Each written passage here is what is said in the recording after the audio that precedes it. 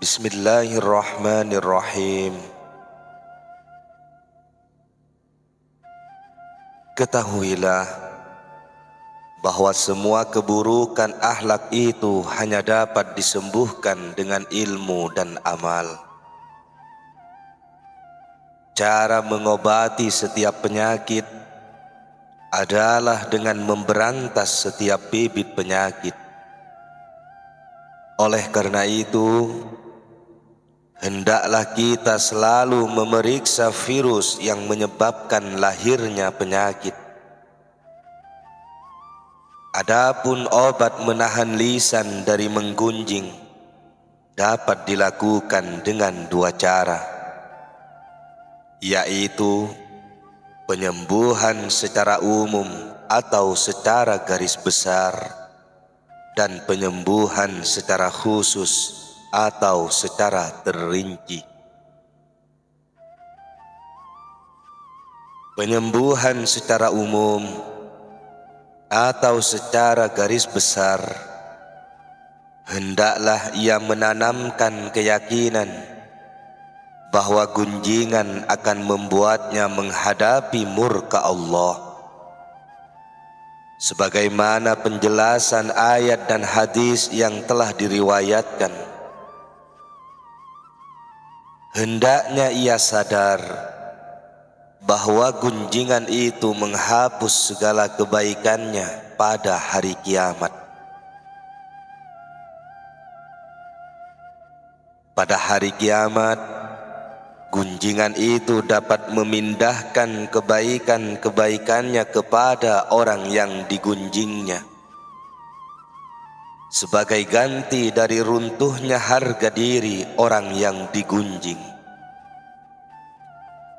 Kalau ia tidak memiliki kebaikan, maka kejelekan-kejelekan orang yang digunjing akan dibebankan kepada dirinya. Selain ia menghadapi murka Allah, perbuatan hina itu sama dengan memakan bangkai. Bahkan ia akan masuk neraka dengan timbangan kejelekan yang lebih berat daripada timbangan kebaikan. Terkadang beratnya daun timbangan kejelekan itu karena dipenuhi kejelekan orang yang digunjing, sehingga ia masuk neraka. Turunnya derajat ini karena berkurangnya pahala kebajikan setelah menjalani proses sidang yang rumit dan teliti. Rasulullah sallallahu alaihi wasallam bersabda, kecepatan api neraka memakan kayu kering tidak lebih cepat daripada gunjingan memakan kebaikan-kebaikan hamba. Jika seorang hamba percaya terhadap hadis-hadis yang menjelaskan tentang bahaya menggunjing, niscaya ia tidak akan melepaskan lisannya untuk menggunjing karena takut akan akibatnya. Bahkan akan lebih bermanfaat baginya apabila ia mau mengoreksi dirinya, lalu sibuk dengan kekurangan diri sendiri. Rasulullah sallallahu alaihi wasallam bersabda, beruntunglah orang yang sibuk memikirkan kekurangan dirinya daripada sibuk dengan kekurangan orang lain.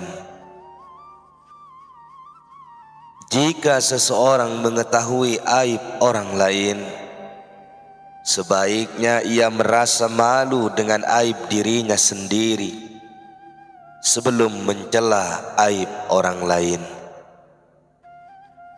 Tanamkan dalam diri banyak ketidakberdayaan orang lain dalam membersihkan aib, sama dengan ketidakberdayaannya dalam membersihkan aib sendiri.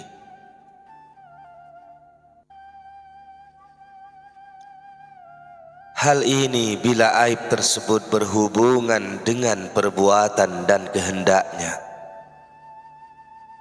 Jika aib itu berhubungan dengan sesuatu yang diciptakan, maka mencelanya berarti menghina zat yang menciptakannya.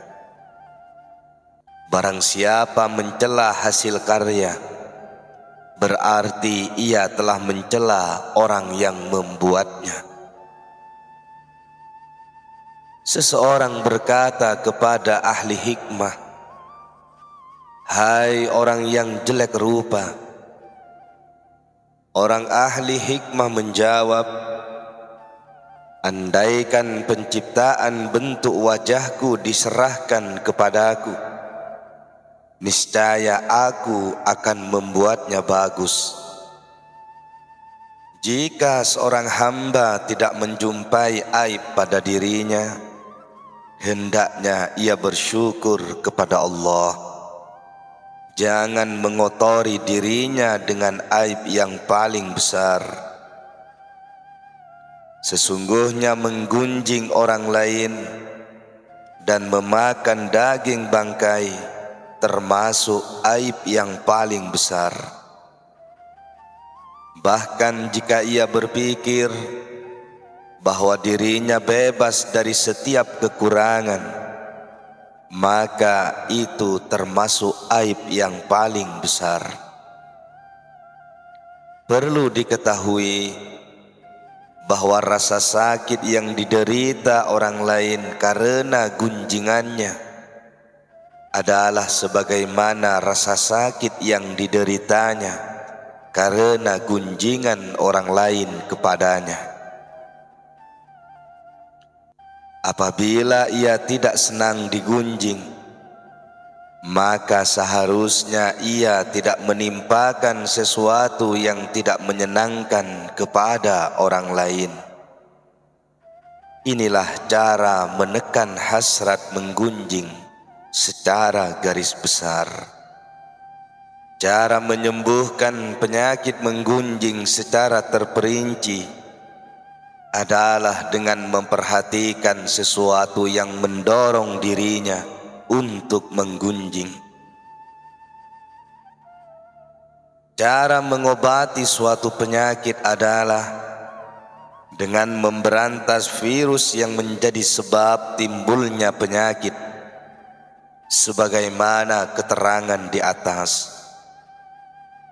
Marah, misalnya, dapat diobati dengan ucapan sadar. Bila aku melampiaskan kemarahanku kepada seseorang, Allah akan murka kepadaku karena aku menggunjing. Allah melarangku marah dan menggunjing, tetapi aku berani menentangnya. Ini berarti aku telah meremehkan larangan-larangannya. Rasulullah sallallahu alaihi wasallam bersabda, "Sesungguhnya neraka Jahannam memiliki satu pintu yang tidak akan dimasuki kecuali oleh orang yang emosinya menjadi tenang karena maksiat kepada Allah." Rasulullah sallallahu alaihi wasallam bersabda, "Barang siapa menahan kemarahannya sedang ia mampu melampiaskannya, niscaya Allah akan memanggilnya pada hari kiamat di hadapan para makhluk. Kemudian Allah menyuruhnya untuk memilih bidadari yang ia kehendaki." Ada keterangan dalam sebagian kitab, "Wahai anak Adam, ingatlah aku ketika engkau marah. Niscaya aku akan ingat kepadamu ketika aku marah. Dan aku tidak akan membinasakanmu bersama orang yang aku binasakan." Sedangkan cara menyembuhkan penyakit menggunjing yang disebabkan oleh keinginan menyesuaikan diri dengan teman adalah dengan meyakini bahwa Allah akan murka kepadamu jika engkau memilih kemurkaannya demi keridhaan para makhluk. Lalu bagaimana engkau merelakan dirimu menyenangkan orang lain dengan menghina Tuhanmu? Engkau tinggalkan keridhaan Tuhanmu untuk memperoleh keridhaan mereka. Kemarahanmu karena Allah tidak mengharuskan engkau menyebut nama orang yang dimurkai Allah. Bahkan seharusnya engkau marah karena Allah kepada teman-temanmu apabila mereka menyebut nama dengan kejelekannya, karena mereka telah durhaka kepada Tuhanmu dengan dosa yang paling keji, yaitu menggunjing. Adapun menggunjing yang didorong oleh kehendak membersihkan diri dengan menuduh orang lain berbuat khianat, padahal ia tidak boleh menyebutkan nama orang itu, maka cara mengobatinya adalah dengan meyakini bahwa menghadapi kemurkaan Allah itu lebih berat daripada menghadapi kemurkaan para makhluk. Pada kenyataannya, dengan menggunjing engkau pasti menghadapi murka Allah. Sedang jika engkau tidak menggunjing, belum tentu engkau mendapatkan murka manusia. Engkau berusaha menyelamatkan dirimu di dunia dengan dugaan, namun pada hakikatnya engkau binasa di akhirat secara pasti. Kebaikan-kebaikanmu akan sirna dan sebagai gantinya engkau mendapat celaan Allah dan celaan makhluk di masa yang akan datang. Ini merupakan puncak kebodohan dan kehinaan yang engkau perbuat. Jika engkau beralasan, kalau aku dikatakan makan barang haram, maka si fulan, orang tertentu yang ia anggap ahli ilmu dan ahli kebaikan, juga memakannya, dan aku menerima harta penguasa karena si fulan juga menerimanya. Ini merupakan suatu kebodohan. Engkau beralasan dengan mengikuti orang yang tidak boleh diikuti. Sesungguhnya orang yang menyalahi perintah Allah itu tidak boleh diikuti, bagaimanapun keadaannya dan statusnya. Jika orang lain masuk neraka, sedang engkau memiliki kemampuan untuk tidak memasukinya, lalu engkau berusaha untuk ikut masuk neraka, maka ini bukti kedunguan luar biasa. Dengan menyebut orang tertentu, berarti engkau telah menggunjingnya. Lalu engkau tambah maksiatmu dengan mengikuti orang yang sebenarnya tidak boleh diikuti. Dengan kebodohan dan kedunguanmu seperti ini, engkau telah mengumpulkan dua maksiat. Engkau tidak ubahnya seperti kambing betina yang melihat kambing jantan yang akan menjatuhkan dirinya dari puncak gunung, lalu ia juga ikut menjatuhkan dirinya. andaikan kambing betina itu punya lisan untuk mengemukakan alasan, ia akan menjelaskannya dengan berkata, kambing jantan itu telah pandai daripada aku, dan ia telah membinasakan dirinya. Maka aku pun harus berbuat seperti itu. Jika engkau mendengar alasan kambing betina tadi, niscaya engkau akan tertawa karena kebodohannya. Itulah gambaran dirimu, namun engkau tidak pernah sadar atas kebodohanmu dan tidak menertawakan ketololan sikapmu itu. Sedangkan menggunjing karena membanggakan diri dan mencela orang lain dapat diatasi dengan menasihati diri bahwa apa yang engkau sebutkan dapat membatalkan kemuliaanmu di sisi Allah, dan kepercayaan manusia terhadap kelebihanmu akan goyah. Bahkan bisa berkurang kepercayaan mereka terhadap kemuliaan dan kelebihan yang engkau miliki, apabila mereka mengetahui bahwa engkau suka mencela orang. Dengan demikian, engkau telah menjual apa yang pasti ada di sisi Allah dengan apa yang belum pasti ada dari makhluk.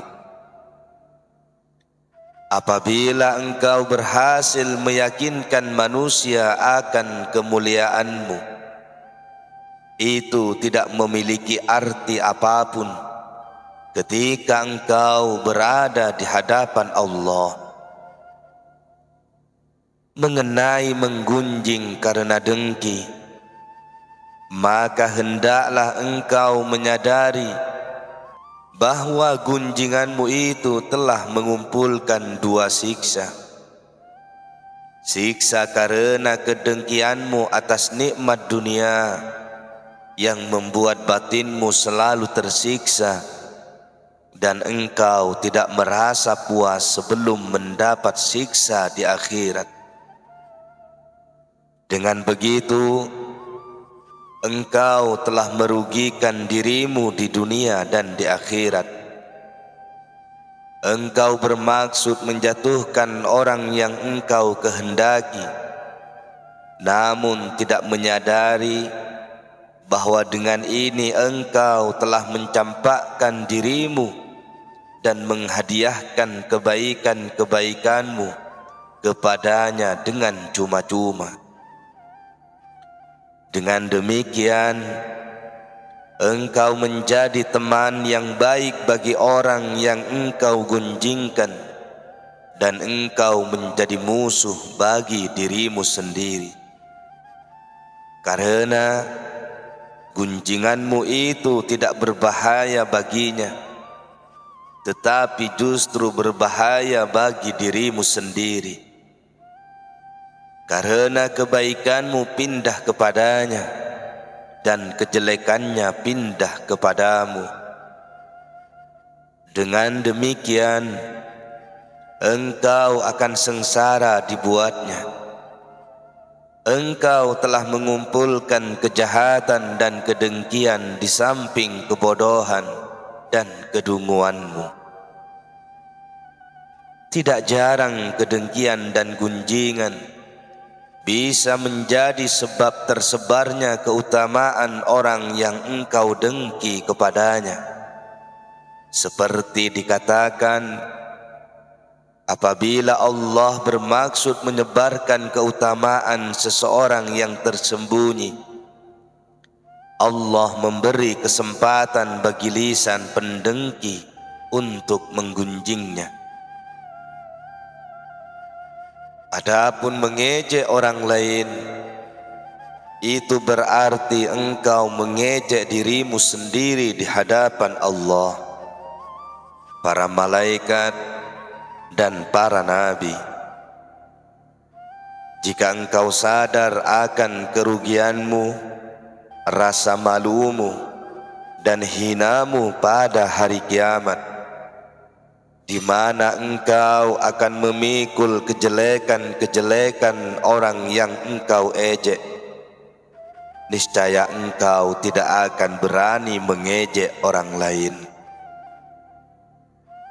Bila engkau mengenal dirimu sendiri, niscaya engkau akan sadar bahwa dirimu lebih pantas untuk ditertawakan. Engkau menghina orang lain di hadapan orang yang jumlahnya sedikit. Itu berarti engkau mempertontonkan kehinaan dirimu di hadapan orang banyak pada hari kiamat. Orang yang engkau hinakan itu akan merampas kekuasaanmu dan menggiringmu ke neraka dengan memikul dosa orang itu, persis seperti keledai digiring ke neraka. Mereka memperolok-olok dirimu dan senang melihat kehinaanmu. Mereka bergembira dengan memperoleh anugerah kemenangan dari Allah atas dirimu. Mereka merasa puas karena bisa membalas dendamnya kepadamu di hadapan seluruh makhluk di akhirat. Itulah akibat gunjingan yang didorong oleh kedengkian. Menunjukkan rasa iba terhadap orang yang diuji dengan perbuatan dosa merupakan kebaikan. Tetapi kemudian iblis dengki kepadamu, lalu menyesatkanmu dan mendorongmu agar mengucapkan kata-kata yang dapat memindahkan kebaikanmu kepada orang yang engkau kasihani.